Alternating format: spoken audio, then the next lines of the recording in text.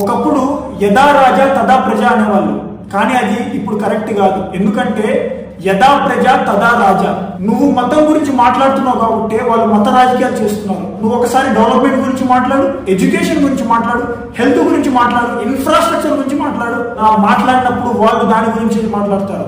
ఇండియాలో మాక్సిమం అందరూ బడా బడా లీడర్స్ అందరూ ఎవరికైనా బాగాలేకుంటే వాళ్ళు ఎక్కడికి పోయి చికిత్స చేసుకొని వస్తున్నారు? ఒక్కసారి ఆలోచించి ఓటి. ఇవన్నీ మనకు తెలిసిన మాటలే. ఇన్ఫాక్ట్ మనం ఈ మాటలు చాలా సార్లు విన్నాం, కానీ మనం విన్నామంతే, ఎప్పుడు ఆలోచించలేదు. ఈ పొలిటీషియన్స్ మన ఆలోచనలు కూడా శాసించే స్థాయికి వచ్చారు. అందుకే మనం ఆలోచించడం మానేశాం. కానీ ఒక్కసారి ఆలోచించి ఓటి. అన్నిటికీ కారణం నువ్వే.